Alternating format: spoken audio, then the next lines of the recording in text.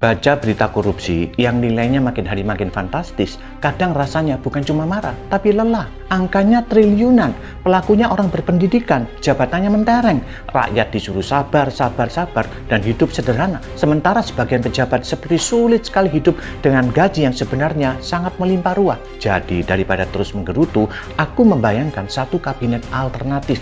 Ya, ini namanya kabinet impian ya. Isinya bukan orang paling populer, tapi paling sulit disuap.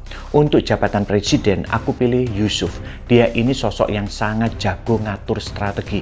Dia tipe pemimpin yang gak bakal panik kalau stok beras menipis, karena dia sudah terbiasa nabung. Saat masa makmur, buat dipakai saat susah nanti, dia gak bakal bikin aturan mendadak yang cuma menguntungkan kroni-kroninya. Yusuf itu tenang, gak suka drama, dan kejujurannya sudah teruji, mulai dari dalam penjara sampai jadi orang penting di istana. Lalu urusan dompet negara kita serahkan ke Esra sebagai Menteri Keuangan. Dia ini tipe orang yang takut banget kalau pakai uang rakyat nggak bener. Dia mengelola anggaran pakai hati nurani. Jadi angka-angka di laporan keuangan nggak bakal dimainin cuma buat cari muka di depan publik. Duit rakyat bakal aman di tangan orang yang lebih takut sama kebenaran daripada sama omongan orang. Untuk urusan bangun rumah rakyat, ada Nehemia yang anti ribet. Dia ini tipe pekerja keras, yang musuhnya adalah rapat berkali-kali tanpa hasil. Kalau dia bilang mau bangun, ya beneran dikerjakan sampai jadi. Bukan cuma jadi wacana.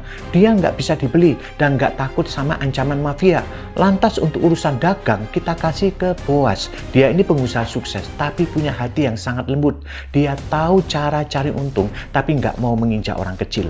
Di tangannya, aturan dagang bakal adil buat semua. Bukan cuma buat pengusaha gede doang. Sektor energi dan tambang yang duitnya triliunan tentu butuh orang sebersih Daniel. Dia ini orang yang bahkan musuh politiknya pun nggak bisa menemukan celah kesalahannya saat diperiksa. Kalau dia yang pegang, pejabat atau pengusaha atau siapa saja yang nakal bakalan nggak berani main curang karena standar kejujurannya tinggi banget. Lalu untuk ngurus perusahaan negara ada Musa yang tipenya melayani, bukan minta dilayani. Dia memimpin puluhan tahun tanpa niat memperkaya keluarganya atau bikin dinastinya sendiri.